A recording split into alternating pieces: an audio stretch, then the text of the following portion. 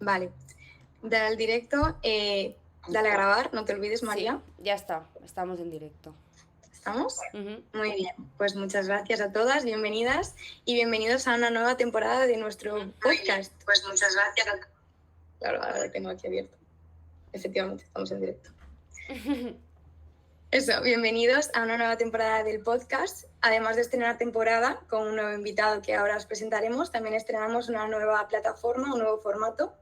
Con este formato esperamos conseguir una mayor interacción y es que ahora vamos a streamear las entrevistas en directo en Twitch para que así todas las personas que quieran hacer preguntas a nuestros invitados, pues que también puedan colaborar. Como siempre, esto es una de las muchas actividades que llevamos a cabo en Criminology Fair. Aquí tenéis también nuestras redes sociales si queréis seguirnos y nuestra página web. Y hoy, pues eso, empezamos con la segunda temporada. Mi nombre es Sara Sampaio Sande, investigadora del Centro Crímina y estudiante predoctoral. Me acompaña María Operador Montoya, apasionada de la criminología, también estudiante predoctoral como yo, y que es la cofundadora de Criminology Fair. Y también Yaiza Rojas, que ha estado con nosotras en prácticas mientras estaba finalizando sus estudios de criminología, que ahora mismo es socia de Criminology Fair, que gracias a ella hemos podido llevar a cabo esta nueva entrevista porque nos ha facilitado los contactos con nuestro nuevo invitado y ha preparado la entrevista y las preguntas. Así que tengo muchas ganas y estoy muy contenta de poder anunciar que tenemos a Pedro Francisco Ramos Josa, que es licenciado en Ciencias Políticas y Sociología por la UNED, doctor en Paz y Seguridad Internacional por el Instituto General Gutiérrez Mellado y que además da clase desde hace 4 años en la Universidad Internacional de Valencia y hace 6 años en la Universidad Europea Miguel Cervantes. Así que nada, muchísimas gracias por estar aquí. Nada, muchas gracias a vosotros por vuestra invitación y nada, enhorabuena por este nuevo directo y que lleguemos a lo máximo. Pues vamos a explicar un poco la dinámica del día, el menú que tenemos preparado para vosotras y para vosotros. Es súper interesante. Vamos a estar hablando de criminalidad, vamos a estar hablando de delincuencia organizada, de trata, de víctimas de trata. Vamos a ver un poco, bueno, Pedro nos va a explicar, ¿no?, cómo hacen las organizaciones criminales para captar a las víctimas, cómo hacen para buscarlas.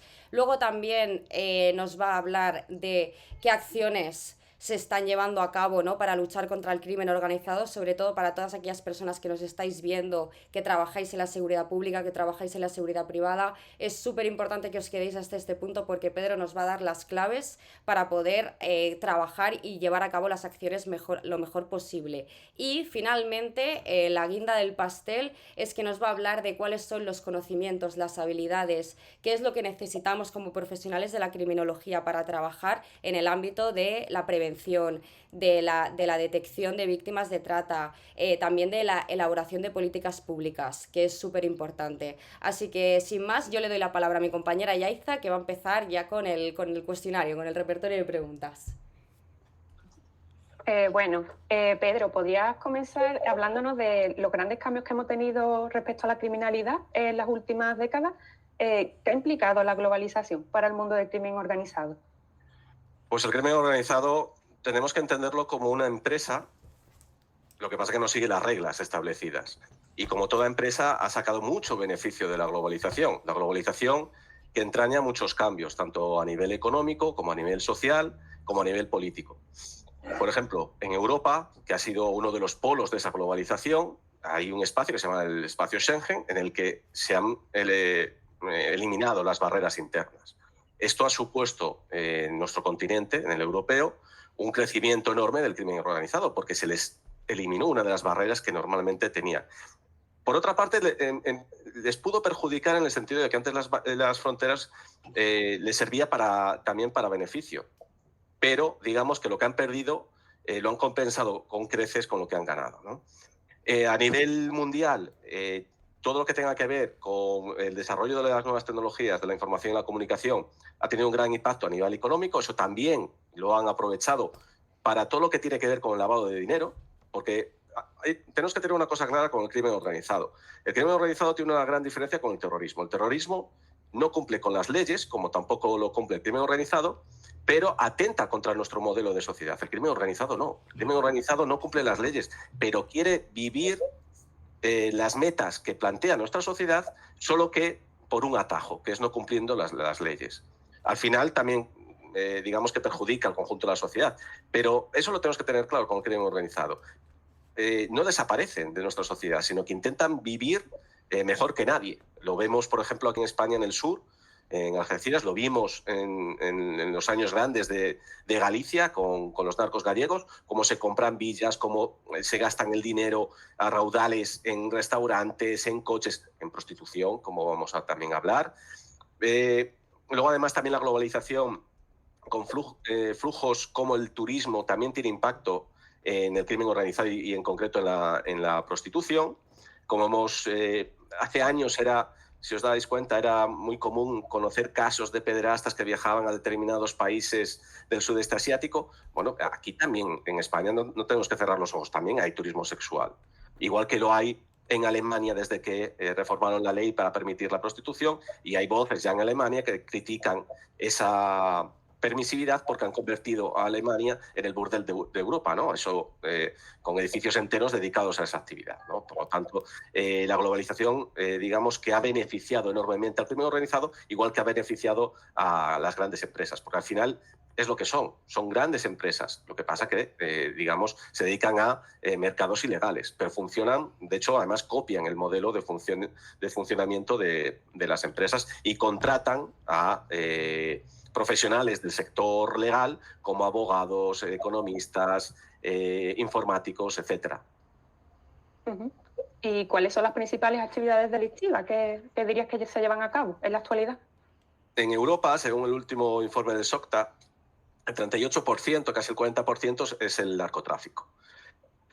Si a ello sumamos el tráfico de personas, la trata, los robos y más, llegamos al 80%, ¿vale? Pero principalmente donde ellos obtienen más beneficios del narcotráfico. Vale, ¿y cuál es el papel que diríamos que tienen las redes y los vínculos internacionales en todo esto, en el crimen organizado y la trata de personas? La globalización también ha tenido que ver en esto, porque antes las organizaciones criminales se basaban más en vínculos familiares, en vínculos de amistad, estaban concentradas digamos que en la zona donde operaban y escasamente tenían relación con otras organizaciones, a no ser que tuvieran ya, digamos, una dimensión internacional. Es así, esas como la mafia italiana o los colombianos, etcétera, ¿no? Los cárteles colombianos. Con la globalización a lo que asistimos es a un mayor nivel de transnacionalización. ¿Qué significa un mayor nivel de transnacionalización? Pues que esas organizaciones criminales ya no solo tienen impacto en un único país, sino que sus actividades, bien sea porque colaboran con organizaciones de otros países o compran el producto en otro país, o los efectos de su actividad tienen efectos no solo en el país de origen, sino también en otros países. A eso le llamamos transnacional. Y la mayoría de las organizaciones tienen vínculos en más de 2 y de 3 países. Y por lo tanto, digamos que se han internacionalizado, para que lo entendamos todos, ¿no? Es así que, digamos, también la globalización ha ayudado a esa evolución. ¿Por qué? Porque antes, si os dais cuenta, ¿cómo podíamos hablar con alguien de otro continente hace 40 años? Era muy difícil. Ahora todo el mundo tiene esto. Claro. Eso facilita enormemente. Sino una tablet, sino un teléfono. Luego, además, las comunicaciones encriptadas. Es muy fácil conseguir un programa para que te encripte las comunicaciones. Incluso se sabe ya que Al-Qaeda utilizaba fotografías, no necesitaba enviar mensajes, una fotografía, y luego esa fotografía a través de un programa se decodificaba y obtenían el mensaje que enviaban. El crimen organizado, pues eso típico que se utilizaba antes de hablar en clave, utilizando palabras clave, ya me han traído el marisco, por ejemplo, en Galicia, cosas así. Pues ahora ya no recuerdo ni a ellos. ¿Por qué? Porque utilizan comunicaciones encriptadas. Me parece súper interesante esto que estás hablando, Pedro, y además todas las diferentes variables que acabas de decir, pero a mí me gustaría focalizar sobre todo en el tema de las víctimas de trata y de la prostitución, porque, bueno, nos gustaría mucho saber cómo se logra... bueno, en primer lugar, me gustaría saber cómo logran mantener a estas víctimas dentro de las organizaciones criminales, cómo las captan y cuál es el método para ello. Con todo esto que estás hablando, ¿no? De lo transnacional, de lo que sucede, de la globalización, ¿cuál es el método para captar a estas víctimas? Ahora, yo entiendo que con el tema de la digitalización es mucho más fácil, entre comillas, ¿no? De poder captar a una mujer o a cualquier persona víctima de trata, pero ¿cuál es el método que utilizan? Bueno, hay que partir de la situación de estas víctimas, ¿no? Que es generalmente una situación desesperada, porque viven pobreza, falta de oportunidades, necesidades por cualquier circunstancia en su familia, y entonces buscan una salida. Digamos que las organizaciones tienen, todas, ¿no? Tienen un personal que se dedican a distintas funciones dentro digamos, de su actividad ilegal. Por eso digo que funcionan como una empresa. Y las organizaciones que se dedican a la trata de personas con fines de explotación sexual no son distintas. Tienen un personal que se denomina captador, que son expertos psicólogos, y ellos enseguida ven cuando una persona es candidata a poder ser engañada y reclutada para este fin. Los métodos son muy variados.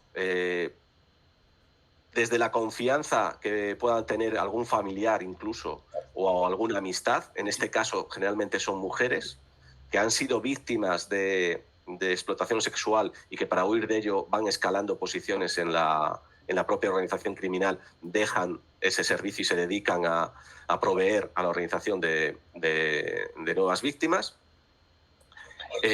También a través de Internet, a través de la figura de lo que se denomina Loverboy, que es alguien que pulula por los chats, intenta establecer contacto con mujeres y acaba engañándolas, diciéndoles que, bueno, pues que está enamorado de ellas, que se vengan a vivir a España, aunque él no esté aquí, que no hace falta, ni siquiera, igual está hasta a una manzana de esa mujer, pero les engaña prometiendo, ven aquí, que aquí yo te voy a cuidar porque ahí no estás bien, y cuando esa mujer generalmente hasta le pagan el billete, llega a España, pues ni está ese chico ni nada. Y quien le viene a recoger ya directamente la introduce en la organización, ¿no? De forma engañada. Por lo tanto, los métodos luego para retenerlas, porque alguien puede pensar, vale, la han engañado, pero ¿por qué no escapa? Es que no pueden. ¿Vale? Por eso las denominamos víctimas, porque si pudieran no serían tales, ¿no? En primer lugar, les retiran el pasaporte, la documentación, se la retienen. Por lo tanto, esa mujer ya no puede escapar, porque no tiene documentación con la que acreditarse. En segundo lugar, generalmente o bien están en situación irregular, porque previamente han sido víctimas de tráfico de personas, o bien se les acaba el permiso de residencia.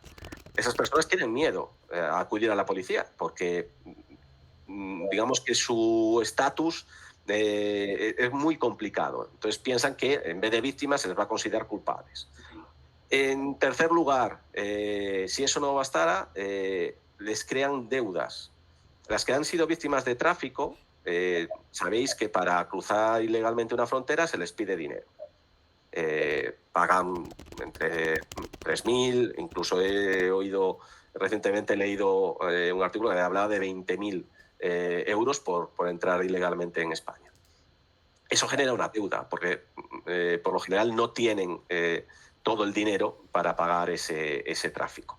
Entonces, la organización les dice, vale, te lo vas a pagar de esta manera. ¿Cuál es el problema? Que o bien les pone intereses, perdón, que se me ha ido la cámara, o bien les pone intereses de tal manera que esa persona siempre va a estar pagando su deuda, no dejan que es como un banco malo, ¿no? Es como un usurero, no dejan que esa deuda se finiquite, o bien directamente les crean adicción, como a través de drogas o de alcohol. Drogas y alcohol que les proporcionan en el mismo lugar donde ejercen la prostitución. Si eso no basta, ejercen la violencia. Muchas ya vienen, por ejemplo, las víctimas del este, generalmente pasan por el corredor de Kosovo, Albania, etcétera, y ya vienen destrozadas porque les han destrozado internamente, les han dado palizas, las han violado, o sea, ya vienen aquí deshechas por dentro, emocionalmente. Y si no, les pegan aquí. Si eso no basta, les amenazan de forma indirecta. sabemos que en tu país has dejado un hijo, una hija, tu hermano, tu padre enfermo. Sabemos. Y les dan la dirección y les dan unas fotos de esas personas. Dicen, como pase algo, como te escapes, no los vuelves a ver con vida. Por ejemplo, las víctimas que vienen de África, de África subsahariana, también utilizan el vudú. Cuando la policía interviene, sobre todo en pisos, y se encuentra en una habitación donde hay una especie de ritual con pelos, con sangre, con restos de fotos quemadas, etc., eso es vudú. Y retienen a las víctimas, porque esas personas creen en el vudú. O sea, que el método de retenerles es infinito. O sea, no, digamos que este tipo de organizaciones no escatiman esfuerzos a la hora de, ni técnicas a la hora de retenerlas, ¿no? Es tremendo. Por eso digo que son víctimas, y por eso ellas tienen tanta dificultad, no solo de salir de la organización, que es prácticamente imposible, sino de poder avisar a alguien de su situación. Muchas de ellas, el 95% de las prostitutas, se calcula en España, no son españolas. Muchas de ellas no saben ni siquiera español cuando llegan. ¿Cómo se van a presentar a una comisaría y decir que alguien hable, no sé, suajili, por ejemplo? O un idioma. Es imposible. Hay que ponerse en ese lugar, ¿no? Claro. Justo en esa línea tenemos la siguiente pregunta, que sería un poco, teniendo en cuenta estas diferencias culturales en un marco de la globalización, no sabemos cuál podría ser el perfil predominante, ¿no? Como tú muy bien estás comentando, parece que dentro de España, no sé cuál es el perfil predominante en general o en España, pero que predomina algún lugar en concreto, la nacionalidad de las víctimas de algún lugar en concreto. Sí, hay estudios. De todos modos, los estudios y las cifras oficiales hay que cogerlas con pinzas. ¿Por qué? Porque la cifra negra de prostitución en España es enorme. No sabemos realmente cuántas prostitutas están ejerciendo en nuestro país. Se estima, hay datos oficiales, pero son muy antiguos, de la Policía Nacional, habla de 45.000. Según otras organizaciones, podrían ser 300.000. Los cálculos más fiables hablan entre 100.000 y 200.000.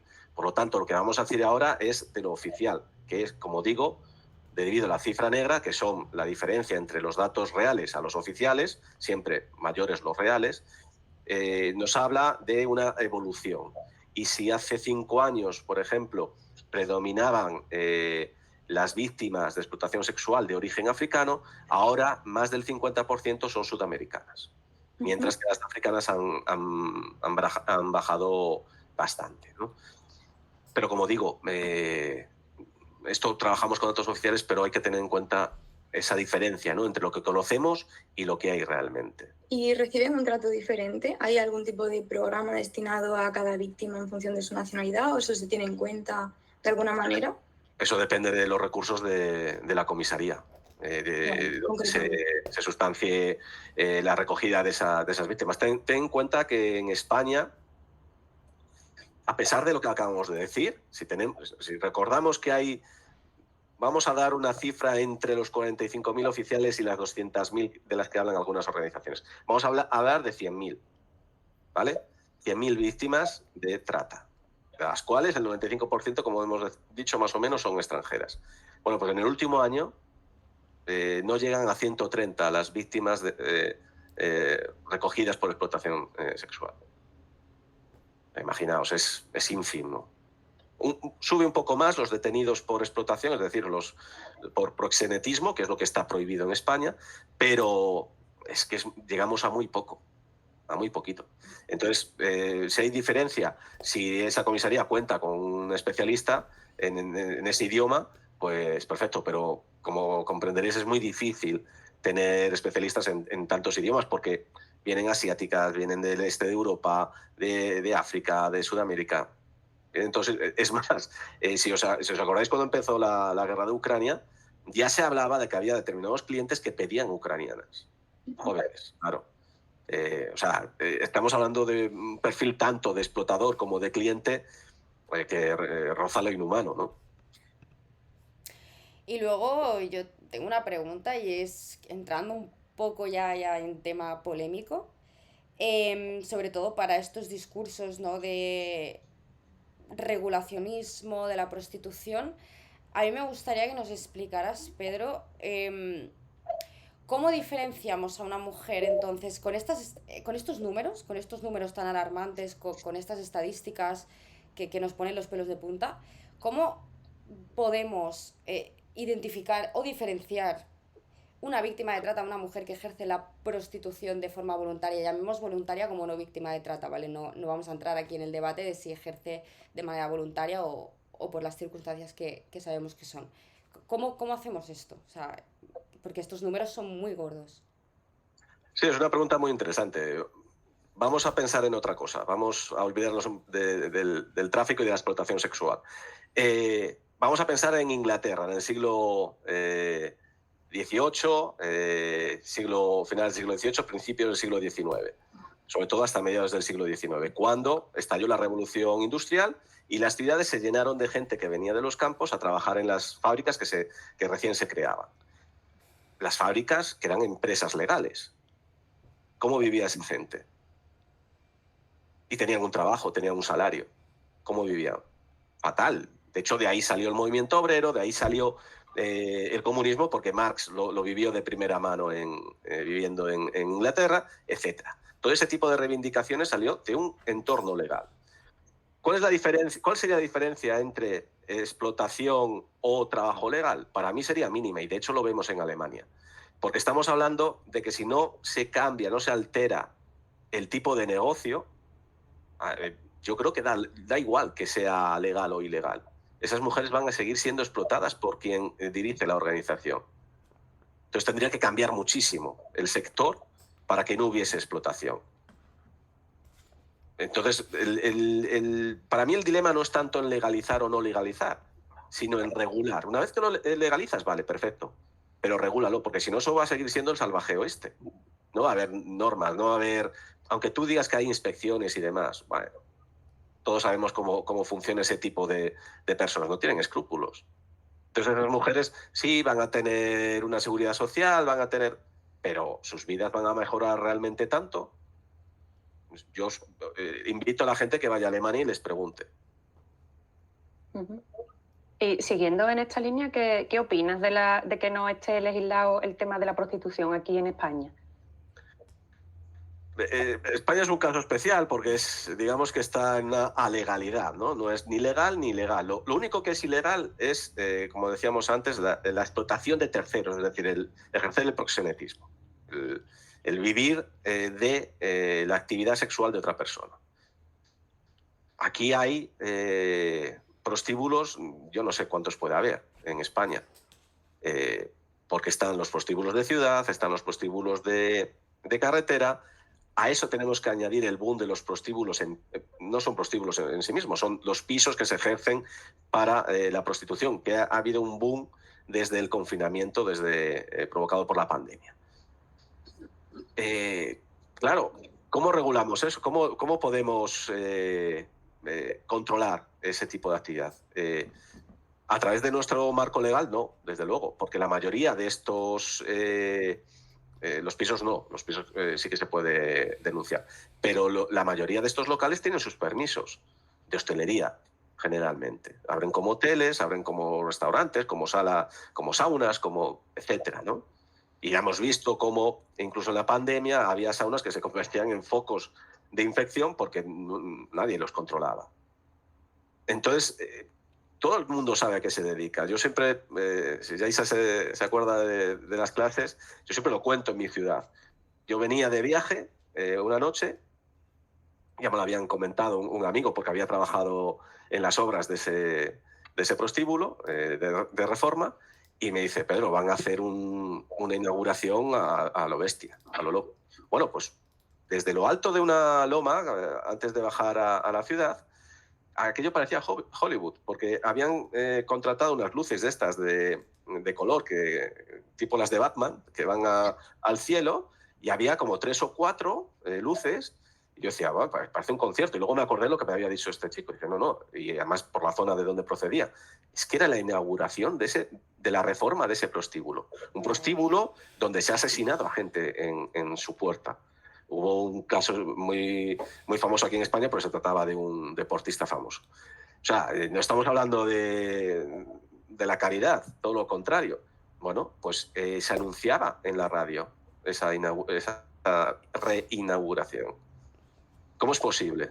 Si todos sabemos a qué se dedica. Hay otro aquí que de repente empezó a hacer conciertos y a anunciarse como si fuese una sala normal de conciertos.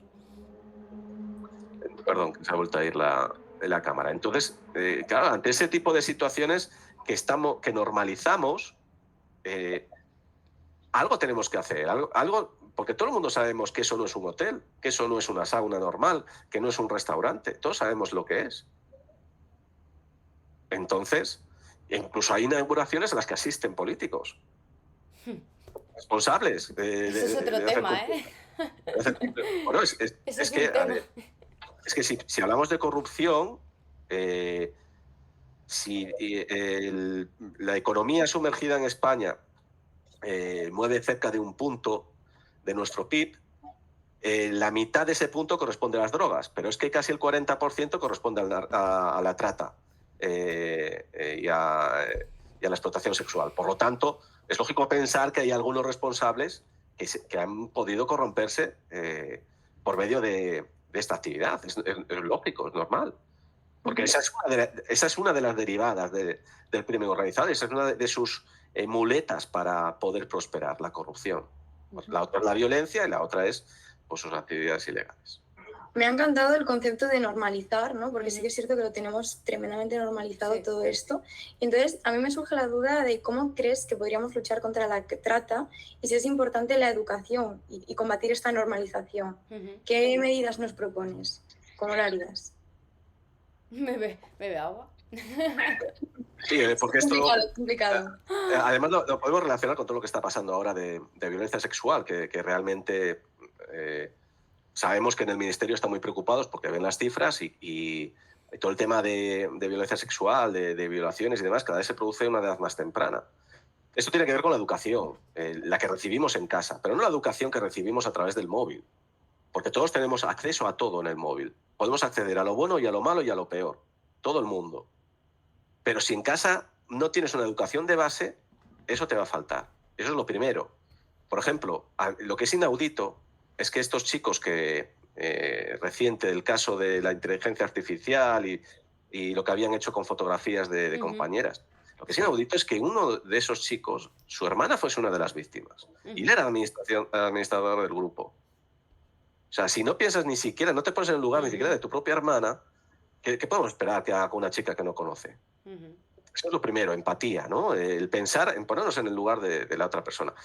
Si a alguien que consume este tipo de servicios le decimos, mira, déjate de paranoias y de sueños que tienes en tu cabeza, esto no es como que es. Esta persona está aquí obligada, a esta persona le maltratan, le pegan, le drogan, le alcoholizan, le amenazan. Y tú, cada vez que pides un servicio, estás ayudando a eso. Eres un colaborador necesario de su explotación. Por lo tanto, eres culpable. Eso es lo primero que tenemos que decirles. Que se hace en parte en los anuncios y demás, pero hay que hacer hincapié desde muy pequeños. Porque lo que recibimos... nosotros de pequeños, yo tengo dos niños pequeños, un niño y una niña. Son esponjas. Nosotros de pequeños somos... Lo que vemos se nos clava en la memoria. Yo me acuerdo, yo no fumo, nunca he fumado. ¿Por qué? Porque una vez vi un documental en la tele, se me ocurrió poner no sé qué canal y apareció un documental sobre los efectos del tabaco. Y vi algo totalmente que me dejó noqueado, y es una autopsia de alguien que había fumado. Esas cosas locas que pasaban en los 80, que ahora no se puede poner porque entonces los niños se vuelven locos. Yo no me volví loco, yo lo que me pasó es que no fumé en mi vida. Pues eso es lo que tenemos que hacer. Y mostrar de verdad que hay muchos documentales muy buenos de gente que sufre este tipo de explotación. Y de cómo las venden, de cómo van recorriendo España y no conocen ninguna ciudad. Porque lo único que van es de prostíbulo a prostíbulo. Porque la gente lo que quiere es caras nuevas, por decirlo de alguna manera, cuando va al prostíbulo de siempre.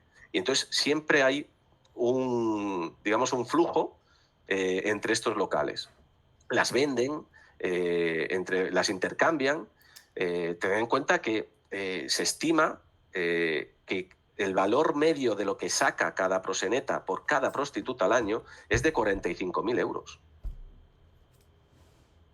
Si fijamos una media de 10, 12 prostitutas por prostíbulo, nos sale 500.000. Y esos son, digamos, los que tienen poca gente, porque hay algunos que tienen varios pisos. ¿Cómo no va a ser un negocio rentable? Por eso digo, no hay que convivir con esa normalización de la prostitución. Además, las únicas víctimas no son las mujeres que viven explotadas. Hay víctimas fuera de ese entorno, en las familias, porque hay gente que se arruina debido a la prostitución, porque tiene tal vicio que lo gasta todo, arruina hogares. Aquí no sucede tanto, pero hay países que por culpa de la prostitución, como Sudáfrica, vive epidemias de SIDA, por las rutas que hay de transporte y demás. Y hay zonas donde hay niños que no tienen padres, porque primero se murió el padre, luego el padre, como venía con el camión y pasaba la noche con la madre también se infectó. Y hay cantidad de huérfanos en Sudáfrica debido al SIDA por culpa de estas rutas de la prostitución, porque no hay ningún control. Entonces, digamos que los efectos para nuestra sociedad son muy perniciosos, a todos los niveles. ¿Crees que esta demanda de prostitución y este consumo excesivo puede tener algún tipo de vinculación, o consideras que habría que acotar también el consumo que se está dando de pornografía? ¿Crees que puede influenciar el consumo de pornografía en generar este tipo de hábitos, de demandas, de expectativas que al final acaban llevando a, sobre todo los hombres, ¿no?, a consumir prostitución y a buscar, como decías tú, ¿no?, caras nuevas? ¿Tiene eso algo que ver quizás con ver también caras nuevas a la hora de ellos de consumir la pornografía en su casa, digamos? Yo creo que más de caras nuevas, yo creo que es la facilidad, ¿no? Tú vas, pagas un servicio y lo obtienes, ¿no? Aparte, si eres un consumidor de ese tipo de pornografía y quieres algo especial, lo normal es que tu novia o tu pareja te mire raro y te diga, no.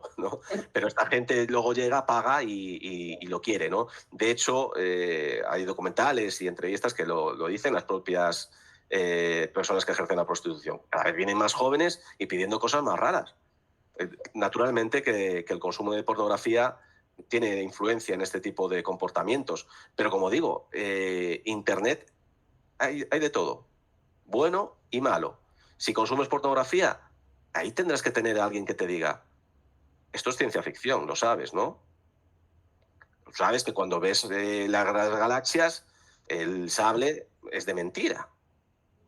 Pues en estas películas que ves, muchas de las cosas que salen, pues la gente se prepara, incluso se opera para poder llegar a hacer determinadas prácticas.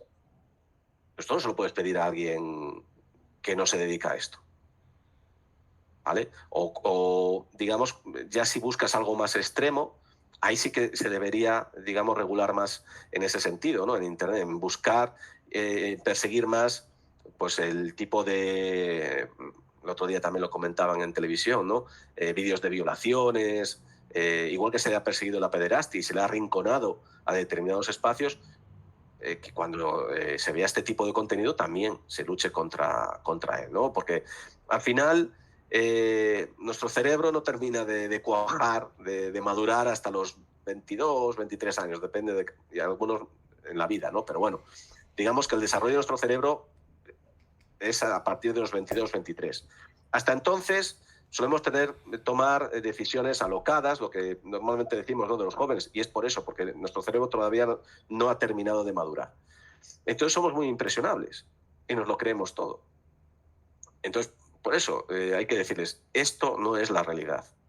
Si lo quieres ver, bien, pero es como cuando ves, yo qué sé, crónicas vampíricas o cualquier película que veas de ciencia ficción. Es mentira, no hay vampiros, no hay... Pues tú lo mismo, tú cuando vas a un supermercado, si una chica te mira, no es porque te quiera hacer de todo, como en la película. Simplemente porque igual le hace gracia porque tienes una amiga aquí. No es porque le gusta, es porque tienes algo raro y ya está, ¿vale? Entonces, bueno, hay un capítulo de Friends que yo siempre también lo digo en la clase, ¿no? Que es muy gracioso, pero es que es tal cual. Cuando Chandler y Ross cogen por error un canal porno y lo empiezan a ver y no paran, ¿no? Y entonces llegan a casa y dicen, oye, que fui al banco y no se me insinuó la cajera. Y dijo, ostras, yo fui a comprar no sé qué y tampoco. Y se quedan así los dos y dicen, ostras, tenemos que dejar de verlo. Claro, ¿por qué? Porque se dan cuenta de que una cosa es lo que ven y otra cosa es la realidad. Entonces no tenemos que perder de vista eso, ¿no? La influencia sí la tiene, pero, como digo, lo primero es la educación. Y la educación la recibimos en casa. Si esa educación no la recibimos desde pequeño, al final, cuando tú eres mayor, vas a ser más insensible, ¿no? a este tipo de situaciones que a ti pues, no te afectan o crees que no te afectan.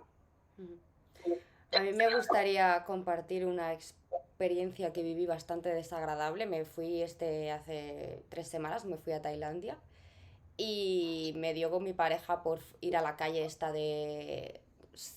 Bueno, es una calle como modo la de Ámsterdam, pero con anabolizantes. O sea, eso era brutal. Y se ve que la montaron unos estadounidenses. Y claro, nosotros estábamos ahí paseando y dijimos, bueno, vamos a entrar a tomar algo. Desde la completa ignorancia llegamos, entramos al pub y vemos, vemos niñas que para mí, bueno, menores de edad. Bueno, yo también hay que decir que los cuerpos asiáticos parecen a lo mejor un poco más jóvenes que los nuestros, ¿eh? Pero yo apostaría que eran menores de edad, totalmente desnudas, con un número en el muslo, cada una con una numeración. Y luego lo que más me sorprendió es que las personas, hombres, que estaban alrededor de estas chicas, todos eran occidentales, europeos o americanos, no había ningún asiático, o sea, turismo sexual a saco. Y bueno, la dinámica era, pues me gusta la 17, toma, te pago, me la bajas, me voy a no sé qué. Bueno, a mí me dejó eso. O sea, bueno, es que salimos de ahí con la cara como diciendo esto, o sea, esto es real. O sea, esto es real, lo he visto, esto no es la película esta de estas ¿cómo se llama? Bueno, estas películas de acción que están los prostíbulos, no, esto es la realidad, lo he visto, las estoy viendo, son de carne y hueso y, o sea, fue como muy, muy, muy, o sea, muy impactante. Y a mí esto me dio que pensar de decir, pero bueno, y chavales jóvenes, chavales adultos, indios, musulmanes, o sea, daba igual la religión, la raza, la etnia, todo. O sea, perfiles de todo tipo. Chavales jóvenes, también de 17, 18, 19 años, ahí todos. O sea, era como, es que no hay por dónde cogerlo esto. Y esto es legal. O sea, esto es legal, están las chavalas ellas mismas promocionándose en la puerta del pub, están ellas mismas ahí con una cara, drogándose, porque además las vimos drogándose. O sea, era como, ¿qué está pasando? Entonces, claro, tú piensas, bueno, es que estamos en Tailandia, otro país, no, es que esto pasa en Barcelona, esto pasa en Valencia muchísimo, esto pasa al lado de tu casa, pasa. Entonces es como, fue muy impactante verlo, la verdad, mucho. Sí, en los propios hoteles hacen pases como si fuera de modelos, donde tú eliges y te las llevas a la habitación. Sí, eso ha existido desde hace mucho tiempo, ¿no? Y lo que dices de Ámsterdam, también te quedas, yo cuando fui, dices, ¿pero esto qué es? O sea, es alucinante. Dices, esto es peor todavía de lo que tenemos en casa, ¿no? Porque además aquí hay determinadas calles por la noche, lo mismo, las ves, ¿no? Que están por ahí y de repente ves al proxeneta saliendo de un hueco, ¿no? Cuando pasas con el coche. Y además es muy peligroso porque algunas hasta se tiran en medio de la carretera. O sea, en fin, es tremendo, pero por eso digo que eso lo hemos normalizado. Y cuando lo apartamos de nuestra ciudad, no es porque no queramos ese negocio, sino porque lo queremos en otro sitio. Porque esa zona la vamos a reconvertir, pero se va al extrarradio, no lo eliminamos, ¿no? Y ese es un problema. Y lo que hablas de menores, lógicamente, ¿no? Eso hay determinadas zonas que lo ha habido siempre, vamos. Y de hecho, pues es un turismo claramente ya no solo sexual, sino de pederastia pura y dura. Es súper interesante todo esto, Pedro, la verdad. Nos encantaría seguir escuchándote una hora más. Pero por tener que ir cerrando poco a poco el tema, como hay mucha gente que nos sigue, que son parte de la asociación, que son criminólogos, nos interesaría mucho saber qué tipo de competencias y de conocimientos crees que deberíamos tener las personas que quieran ayudar y que quieran profesionalizarse en este área, concretamente las personas que trabajen para la seguridad pública, los agentes sociales y la gente que trabaje para políticas públicas. Yo si algo aprendí en los estudios y en lecturas y en los cursos que he hecho es que el delito es consecuencia siempre de un problema social. O sea, el delito no se da en un vacío, sino que se produce porque algo no funciona en nuestra sociedad. Cuando hablamos de prostitución, no funciona en muchas áreas, ¿no?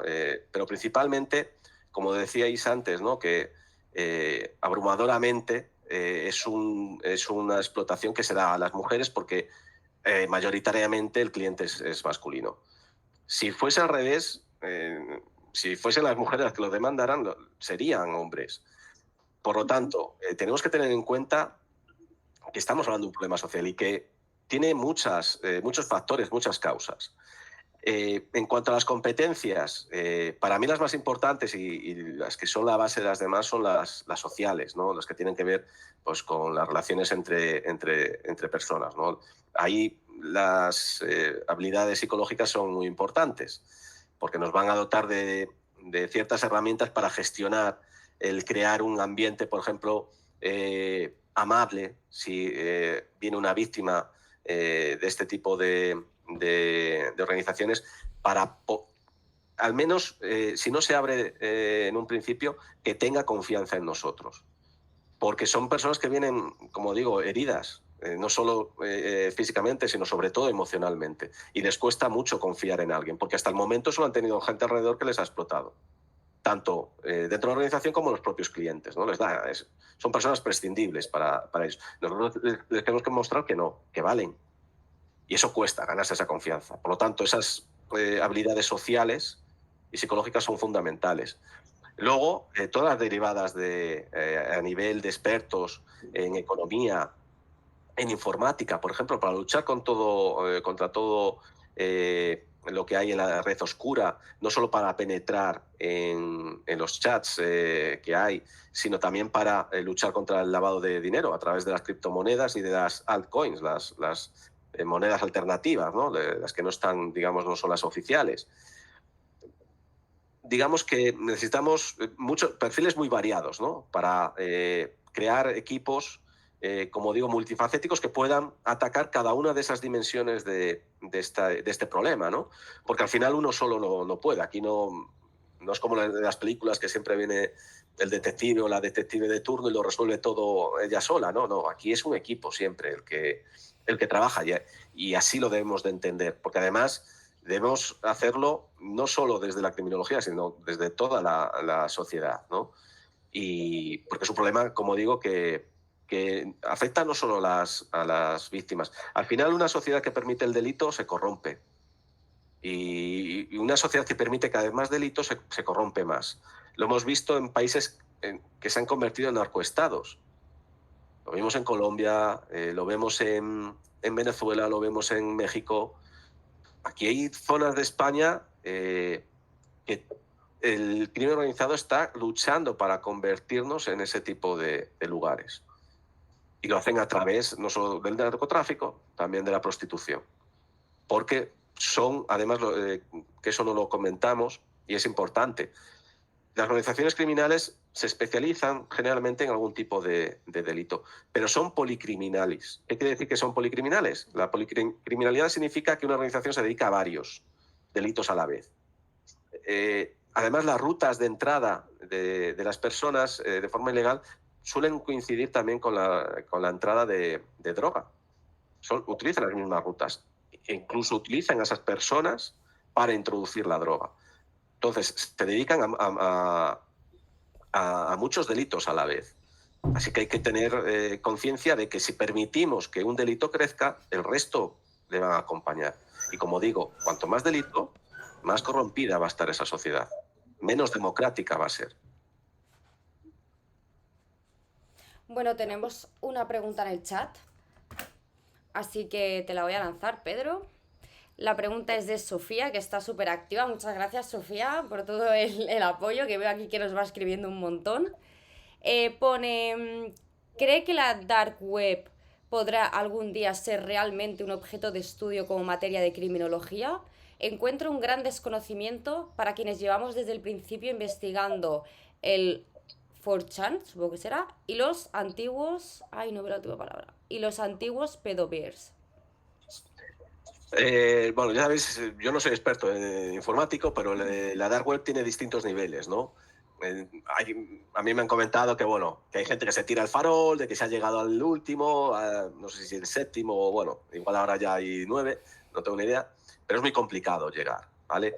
Además, cada vez que penetras en uno, pues necesitas más conocimientos, más permisos, más etcétera, ¿no? Entonces, es muy complicado. Si ya la realidad es difícil de analizar, y como decimos, en todos los delitos la cifra negra es enorme, imaginaos en la red profunda, donde no hay ningún tipo de control y donde la gente, pues digamos que para eso también se creó, actúa libremente, o más libremente que en la Internet que todos conocemos. Además, el volumen es gigantesco. Se calcula que esto es como un iceberg, ¿no? La red que nosotros utilizamos es el pico que se ve y la red profunda es todo lo que está debajo de la superficie. Por lo tanto, si ya tenemos dificultad para penetrar en lo poco que vemos, imaginaos en la dark web. Yo creo que es imposible. Además, los recursos que necesitaríamos serían tremendos. Ningún gobierno posee ese tipo de recursos. Pues sí. No sé si alguna de vosotras, compañeras, tiene alguna pregunta más. Si no, podremos ir cerrando, que ya hacemos la hora ya casi casi. Luego una cosa, Dime. una puntualidad, ¿no? Que cuando hablábamos de Europa, que se me olvidó, y tiene que ver con la regulación de España. Claro, desde España podemos hacer algo, pero esto es, como decíamos al principio, es transnacional. Es decir, afecta a muchos países. De nada sirve que aquí regulemos si resulta que en Francia no está regulado o en Portugal no está regulado. Tenemos que tener una regulación conjunta y no la tenemos. En Europa hay países donde está prohibida, otros que se permite y otro que está legal, como en España. Hasta que eso no se subsane, hasta que no tengamos una armonización penal de la prostitución, no vamos a poder hacer gran cosa. Pues si no tenéis, compañeras, ninguna pregunta más, yo tengo que dar las gracias a Pedro porque has aportado una información de valor brutal. Yo creo que para ser el primer directo podcast, creepy podcast de la temporada, o sea, esto ha sido brutal. Yo creo que lo vamos a reventar esto en las redes, de verdad. Yo creo que esto es información de mucho valor, sobre todo para las personas que están o estudiando criminología y a lo mejor no saben muy bien por qué disciplina o por qué área decantarse. Yo creo que esto es brutal. Y nada, Sofía, que ha sido como nuestra seguidora más activa porque ha estado ahí a tope en el chat. Vosotros no lo podéis ver, pero ya lo veréis cuando se suba, de verdad. O sea, ha escrito muchísimo. Y nada, te da las gracias, Yaiza. Dice, muchas gracias por avisarme, Yaiza, compañera, de esto. Entonces, nada, yo reiterar las gracias de que hayas querido participar, de verdad, estamos muy contentas. Decir también que vamos a intentar poner un poco de regularidad a este podcast porque me parece que es súper interesante. Traeremos profesionales, personas que trabajan en el ámbito de la criminología, expertos y expertas en diferentes temáticas para poder aportar valor siempre, para que aprendáis y sobre todo también para hacer una cosa muy interesante, que es saber en qué decantarse la criminología, porque aquí todas, sobre todo Sara, pues sabemos que la criminología es multidisciplinar, que hay muchísimas temáticas, pero hay que centrarse en una. Entonces, muchísimas gracias, Pedro, por estar aquí. Te dejo el último minuto, que free. O sea, esto es espontáneo totalmente, free. Tienes que decir algo, un minuto. El minuto de oro. Muchas gracias. Sí, nada, muchas gracias a vosotras. También ha sido un placer. Muchas gracias a Yaiza por contactar conmigo. Y bueno, para mí siempre es un placer poder difundir conocimiento y, sobre todo, aprovechar esta ocasión, ¿no? de unas apasionadas de la criminología, porque yo creo que la criminología tiene un papel importante, ¿no? Cuando me dicen, esto es para resolver crímenes, y yo, no, para mejorar la sociedad, porque de eso se trata, ¿no? En todas las disciplinas. Y la criminología yo creo que puede aportar mucho, así que enhorabuena, muchas gracias por vuestra iniciativa, porque yo creo que es muy loable y que es necesaria para la sociedad y que puede aportar mucho. Así que enhorabuena y muchas gracias a vosotras, de verdad. Gracias a ti también por acceder.